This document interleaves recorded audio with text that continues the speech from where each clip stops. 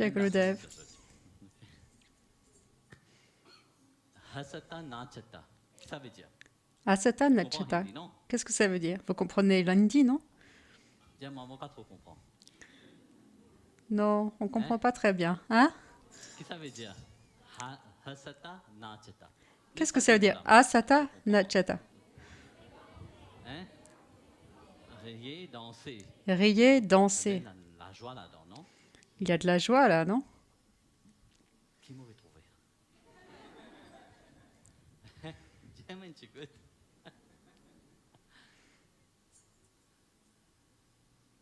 Hasata nachata. La joie dans eux qu'ils ont pu exprimer, non?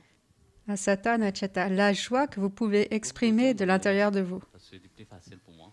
Je vais continuer en anglais parce que c'est plus facile pour moi. You see, in that bhajan, Vous voyez, dans ce bhajan, there's an expression il y a une expression de joie et de bonheur.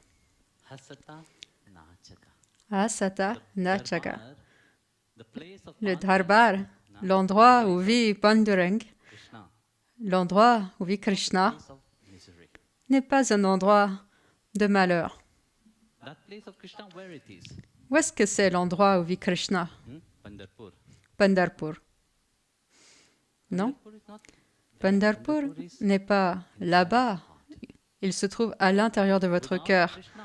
Sans Krishna, à l'intérieur de vous, You'll never be happy. vous ne seriez jamais heureux. Without Krishna inside of your heart, Sans Krishna à l'intérieur de votre you cœur, can't do anything. vous ne pouvez rien faire. We are looking for God everywhere. Nous recherchons Dieu partout ailleurs, We non? are looking for Him in Nous le recherchons dans les temples, Him in church, nous le cherchons dans les églises, dans les mosquées, ailleurs. but where you have to look Mais for Him, là où il faut aller le chercher, c'est là que vous oubliez d'aller. where He's waiting for you. Là où il vous attend. Life have been given. You know, La vie vous a été donnée. Vous savez, on se demande, se pose cette question, pourquoi life. avons-nous reçu cette vie? Non? Très souvent, quand vous avez des problèmes, vous vous demandez, I got. qu'est-ce que c'est que cette vie que j'ai eue? Deserve such life. Pourquoi est-ce que j'ai mérité une telle vie? You ask Oui ou non? this question. Vous vous posez cette question Yeah, non, qui fait tellement la de fois. vie là. Hein, quand non, pas bien marché dans la vie, vous dites tout le temps, qui fait moi arrêter la vie là. Without any understanding, but À chaque fois que quelque chose de mal vous arrive dans la vie, vous vous demandez, mais qu'est-ce que c'est que cette vie-là? realize Oubliant que la vie vous a été donnée pour réaliser Bhagavan à l'intérieur de vous. he's Il n'est pas là-bas ailleurs, il est à l'intérieur. those who doesn't have any Ceux knowledge. qui n'ont aucune connaissance, ils le regardent, ils vont le chercher à l'extérieur. The Guru will always remind you, Mais le gourou vous rappelle toujours, il n'est pas là-bas, il est là, à l'intérieur de votre cœur. that Bhagwan, now we are celebrating Ce Shivratri. Bhagavan, Yes or no? maintenant, on célèbre la Shivaratri. Oui ou non? Tout le monde fait un jeûne, non? What is Shiva represent? We will look Qu'est-ce at que Shiva représente because Shiva? it's Quand on sitting voit in Shiva, meditation. Shiva est toujours assis en profonde méditation. Higher consciousness, Il that représente divine cette consciousness conscience inside plus haute, cette conscience divine à l'intérieur de vous. Il vous rappelle, He is a yogi vous sitting savez, there, c'est un yogi qui est assis là, sans rien. and then you go there and say, oh, Et là, vous allez le voir en disant, « Oh, Seigneur Shiva, s'il te plaît, fulfill, exauce mes souhaits. nice husband, Donne-moi un bon mari. my husband nice. Rends mon mari gentil. » Non, So much. il boit tellement.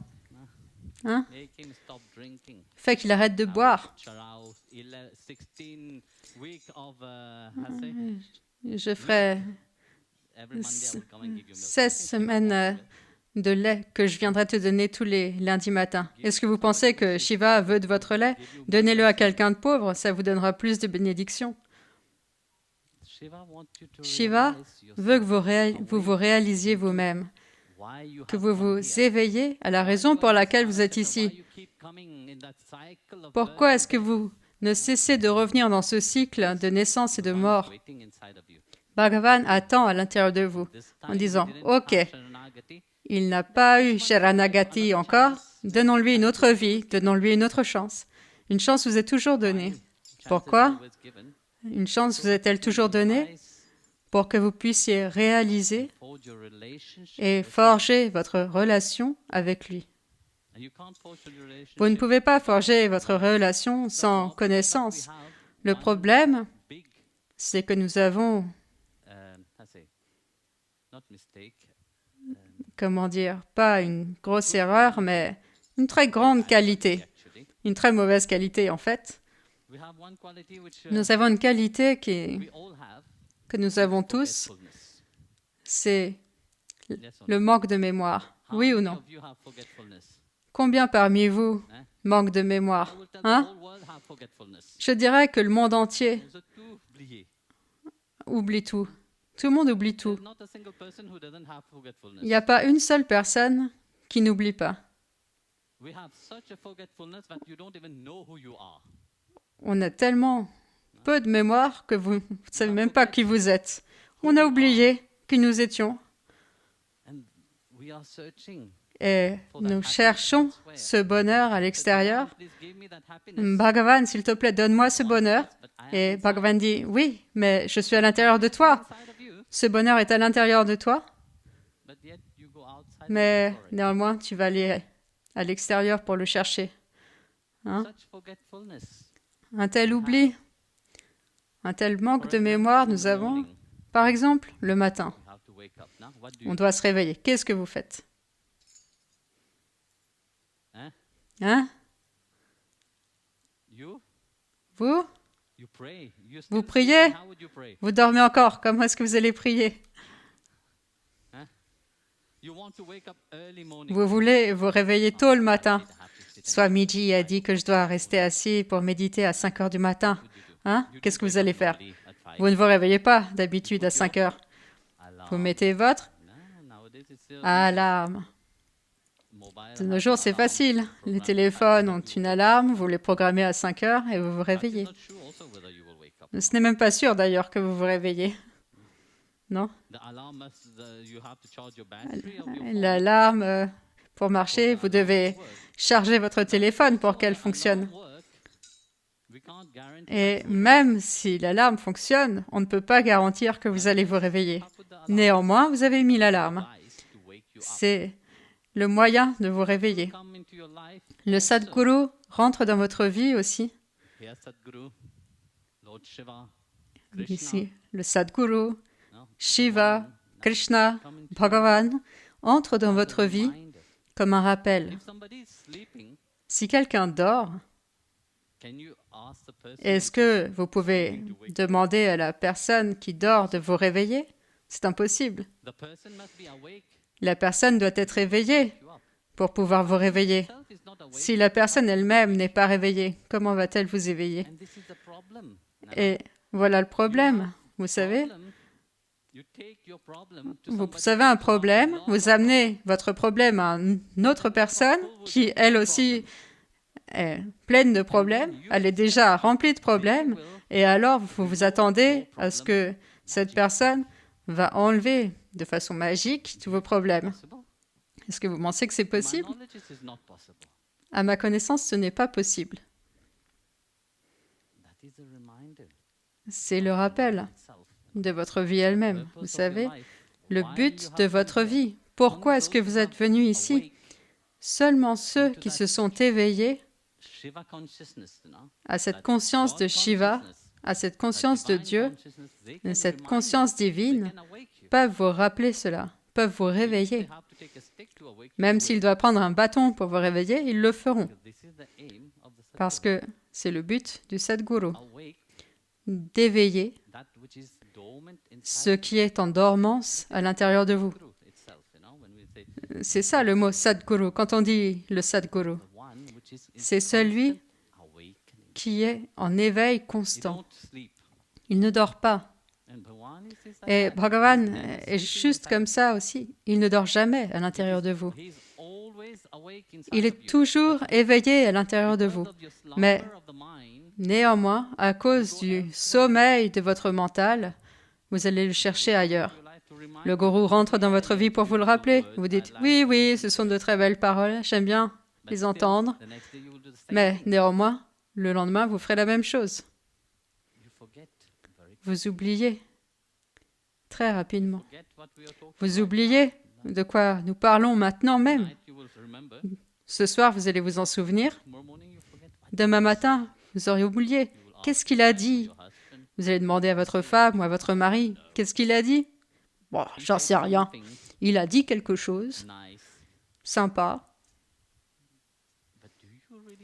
Mais est-ce que vous voulez vraiment vous investir? Est-ce que vous voulez vraiment changer quelque chose à l'intérieur de vous? Est-ce que vous voulez vraiment être heureux? C'est ce qu'il y a de plus important, ce que tout le monde recherche dans la vie, ce bonheur. Mais quel genre de bonheur recherchez-vous? Un bonheur qui va vous rendre encore plus malheureux ou qui va durer plus longtemps? Désirez ce bonheur qui est un bonheur à long terme. Visez quelque chose de permanent. Ne visez pas un bonheur à court terme. Ce bonheur à court terme, aujourd'hui vous êtes heureux et demain déjà vous serez à nouveau malheureux. Donc, la parole du Sadhguru vous fait vous élever au-dessus de ça et vous fait vraiment comprendre que quand le gourou parle, il ne parle pas de l'extérieur, il parle de Bhagavan, de forger une relation avec lui à l'intérieur de vous. Comme je le disais, il ne dort jamais. Il vous attend éternellement. C'est pour ça qu'il vous a donné la vie. Si en une vie, vous ne l'avez pas atteint, vous n'avez pas eu Sharanagati, vous ne vous êtes pas abandonné à lui, ok, peut-être que dans cette vie, vous aurez Sharanagati. Il a l'espoir que vous le trouviez. Imaginez combien il est patient. Il a cet espoir que vous le trouviez et que vous vous abandonniez à lui. Il aspire à cette relation. Mais savez-vous qu'il est là, à l'intérieur de vous? Je vais vous poser une question. Où est Dieu? Non? Qu'est-ce que vous allez dire? Ici, non? Où? Dans le cœur. C'est vrai, il est assis dans le cœur de chacun. Et là, il attend. Un jour, il y avait un homme, vous savez, qui priait très régulièrement, très obstinément à faire sa sadhana et à prier chaque jour, matin, midi, soir. À chaque fois qu'il avait le temps, il faisait que le japam, japam, japam. Il récitait sans cesse. Il lisait sans cesse le Bhagavad, la Bhagavad Gita. Alors, il a été voir un Maharaj et il a dit, « Maharaj, j'ai entendu que vous êtes si grand. Pourriez-vous demander quelque chose pour moi à Bhagavan? Tout le monde dit que vous parlez avec Krishna. Est-ce que vous pourriez lui poser une question pour moi? » Il a dit, « Oui, je vous en prie. » Est-ce qu'il est content de toutes les prières que je fais pour lui? Donc, le lendemain, il avait très envie de connaître la réponse. Le Maharaj avait Krishna avec lui à dîner. Donc, il a posé la question. Bhagavan, il y a ce très gentil homme et il m'a posé une question. Est-ce que tu es content avec ses prières? Bhagavan l'a regardé et a dit, pas vraiment. Je suis pas assez content de ses prières. Dis-lui ça. Ok. Maharaj était très choqué. Le lendemain, quand le gentilhomme est venu, et avec cette grande envie, Maharaj, est-ce que vous avez vu Bhagavan? Oui. Qu'est-ce qu'il a répondu par rapport à mes prières? Eh bien, Bhagavan n'est pas content. Il n'est pas content de tes prières. Ah, Bhagavan n'est pas content de mes prières? Pas du tout. Il n'est pas du tout content d'aucune de tes prières. Et ça l'a rendu joyeux et heureux. Il a dit, mais t'es sourd ou quoi?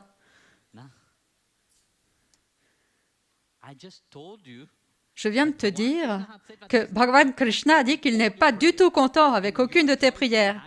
Et toi, joyeusement, tu es tous heureux? Pourquoi? Eh bien, peut-être qu'il n'est pas content de mes prières, Mais je suis très content de savoir qu'il a écouté toutes mes prières.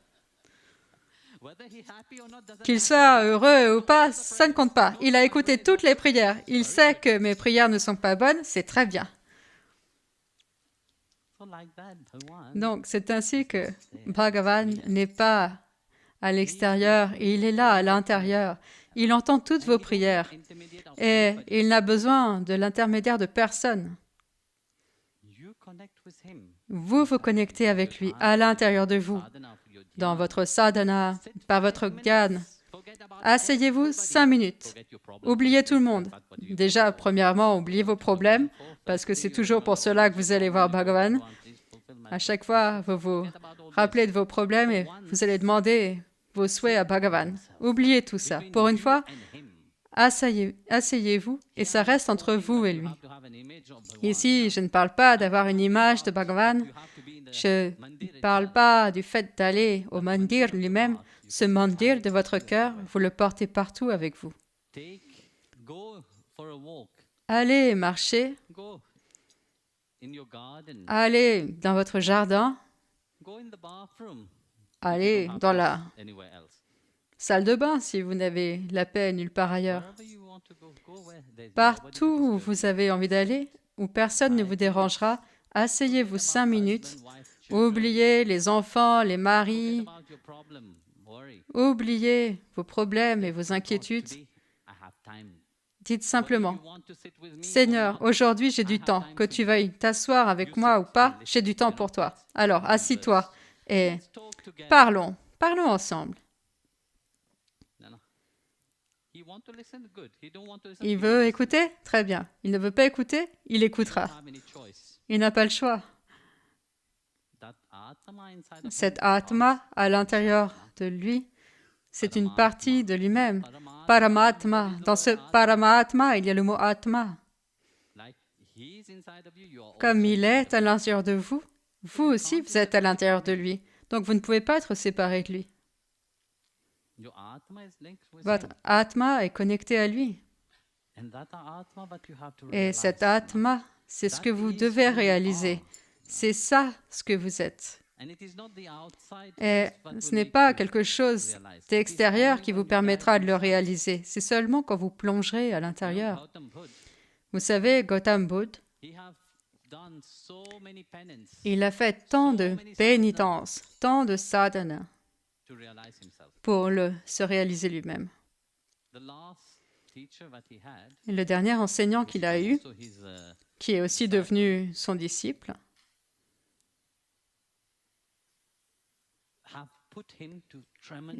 il l'a mis sous d'extraordinaires pénitences. Il ne mangeait même pas, il mangeait si peu, juste comme ça. Voilà sa nourriture, c'était juste du riz. Mais il était complètement réduit.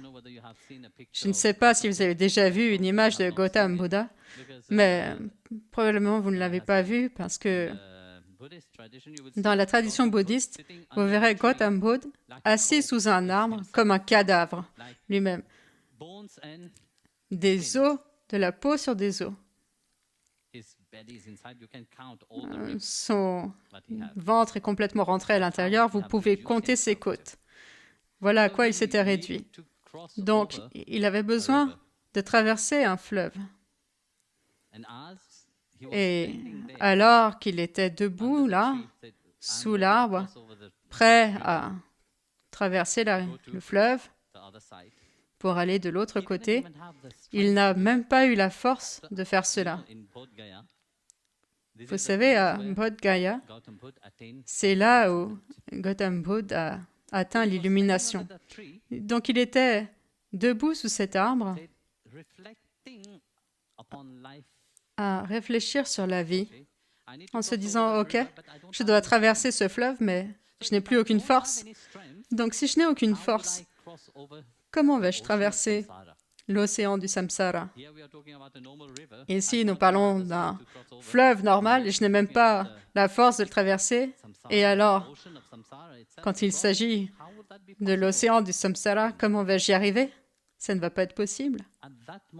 À ce moment-là, Rien que par cela, il est arrivé au point de réaliser qu'il ne s'agit pas du tout de cela. Il ne s'agit pas de l'extérieur. C'est seulement à l'intérieur que ça se passe. Et c'est pourquoi cet endroit est le lieu où il célèbre l'endroit où Gautam Buddha est arrivé à l'illumination. Tout le monde va s'asseoir là-bas sous l'arbre. J'ai été moi-même 2 fois là-bas. Les gens vont là-bas et ils ressentent qu'ici, il a donné un message qu'il faut rentrer à l'intérieur. Pour trouver Bhagavan, on ne doit pas aller à l'extérieur, on doit rentrer à l'intérieur. On doit se connaître. On doit aller chercher qui nous sommes. Nous ne devons pas oublier. Sinon, on passe une vie à l'autre et on ne cesse de tout oublier. Même dans cette vie même, on oublie ce qui s'est passé ce matin. Vous oubliez déjà le soir ce qui s'est passé et vous demandez la question, vous posez la question aux autres. Donc il s'est assis là, sous cet arbre, absorbé dans cette béatitude, disant « Ok, maintenant je ne m'inquiète plus de rien ». À ce moment-là, il y avait une dame. Son nom était Sujata. Sujata, elle vivait dans un village non loin de là. Et c'est sûr, elle était née d'une très basse caste. Vous savez, dans la tradition indienne, il y a ce système des castes normalement. À cette époque, quand le Seigneur Bouddha méditait, bien sûr, ce système était très fort. Quand il était dans l'ashram, bien sûr, rien que voir une femme voulait dire quelque chose, c'est terrible. Mais quand il est arrivé à cet état de réalisation que ce qui est à l'intérieur de moi est aussi à l'intérieur de vous, c'est ce qu'a dit Kabir.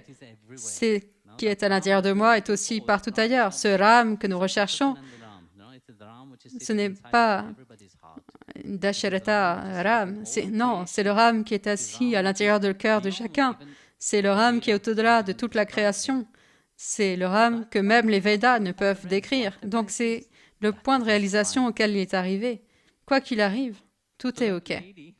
Donc cette femme, Sujata, apportait du kir. Normalement, il ne mangeait qu'une poignée. Sujata, tard le soir, est venue parce qu'elle avait un souhait et elle se disait « Ok, si j'amène du kir à cet arbre, les devas de cet arbre vont profiter et ils vont répondre à mon souhait. » Et ce jour-là, c'était un jour béni parce qu'elle a vu cette personne debout là. Elle s'est dit « Ah, ça doit être le deva lui-même. » Vous savez, à l'époque, il n'y avait pas de lumière, rien du tout. Gardez en tête que nous parlons d'une époque où il n'y avait pas de torche, de lumière, rien du tout. Donc, juste à la lueur de la lune, elle apportait cela.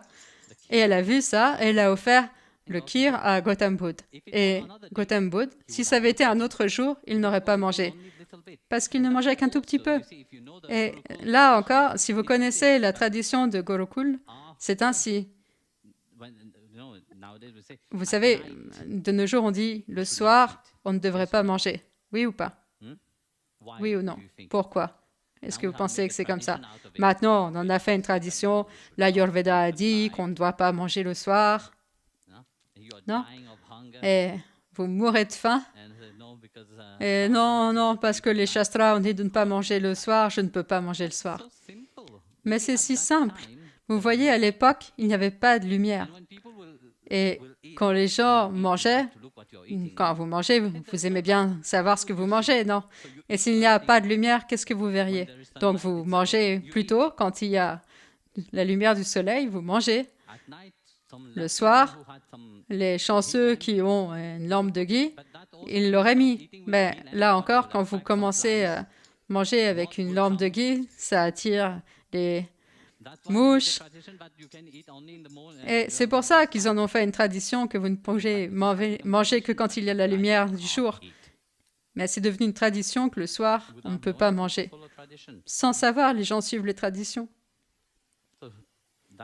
Donc, ce soir-là, Bouddha a brisé toutes les traditions, il a mangé. Il a mangé la moitié de cette assiette de kir. Et voyant cela, ses disciples, il y avait 5 disciples qui le suivaient, se sont dit, « Ça y est, il est devenu fou. Ça l'a rendu dingue. La pénitence était trop fort, il ne l'a pas supporté. Ça l'a rendu dingue. » Donc, ils sont partis. Mais ça ne l'a pas embêté. C'est ça la réalisation, non? Que quand vous êtes éveillé, vous transcendez les limitations que vous percevez, ce que vous saviez. Non, vous allez au-delà. Il y a une autre lumière qui brille à travers vous. Il y a une autre vibration à l'intérieur de vous. Donc, le lendemain, il a décidé d'aller les voir. Donc, ils étaient déjà partis. Donc, quand les 5 l'ont vu venir, ils avaient dans leur tête que on ne se lèvera même pas pour le saluer. On ne lui dira même pas bonjour. On ne lui demandera même pas de s'asseoir. Mais au moment où il les a approchés, alors qu'il s'approchait de plus en plus, automatiquement, le premier s'est prosterné devant lui. Le deuxième s'est prosterné. Le troisième s'est prosterné. Et ainsi, les 5 se sont prosternés devant lui. Alors, Gautam Buddha leur a dit, « Ce n'est pas ça que vous vouliez faire. Pourquoi avez-vous agi contre votre volonté, contre ce que vous pensiez faire? » Et ils ont dit, « On ne sait pas pourquoi. C'est comme un aimant. Nous sommes attirés. Et comme avec un aimant, nous sommes jetés à vos pieds. » Et voilà ce qui arrive quand vous avez cette lumière à l'intérieur de vous, quand vous portez cette grâce, que vous réalisez que Bhagavan est toujours avec vous. Il n'y a aucun besoin de lui demander quoi que ce soit. Tout viendra de son propre gré. Dans le Bhagavad lui-même, le roi Vrishabhadev, un très grand roi, si vous avez écouté ou lu le Bhagavad, il raconte toujours son histoire, où il avait une centaine de fils. Le roi Vrishabhadev n'a jamais rien fait. La seule chose qu'il ait faite, c'est que son mental était toujours absorbé dans le souvenir de Shri Hari. Son mental, rien que par son mental, man, non? Son mental était complètement absorbé dans le souvenir de Shri Hari. Et rien que comme ça, tout venait à lui. Il n'a fait aucune sadhana, rien du tout. Il n'a même pas eu besoin de prier pour demander quoi que ce soit à Dieu. Bhagavan lui-même vivait toujours avec lui. C'est ça, la grâce de réaliser, non? L'importance de cette vie humaine elle-même. En réalité, vous avez juste besoin de laisser votre mental plonger à l'intérieur de votre corps. Vous savez, on espère toujours avoir une échelle en or qui nous amènera au paradis, non? Entrez dans cette grotte obscure de votre cœur. C'est là où vous le trouverez. Voilà pourquoi, quand nous chantons le nom de Shri Hari, il doit y avoir de la joie, il doit y avoir du bonheur, il doit y avoir cette réjouissance pour la vie elle-même. Parce que sans Shri Hari, vous ne seriez pas en vie. Comme l'a dit Krishna, je suis celui qui réside dans chaque cœur. Alors, laissez-le. Krishna n'est pas quelqu'un de misérable. Krishna est celui qui est toujours en train de danser et d'être heureux. Vous savez, il fait toujours la race avec les gopis. Alors aujourd'hui, devenez comme les gopis. Alors, laissez cette race se produire à l'intérieur de vous. Alors, s'il vous plaît, chantez.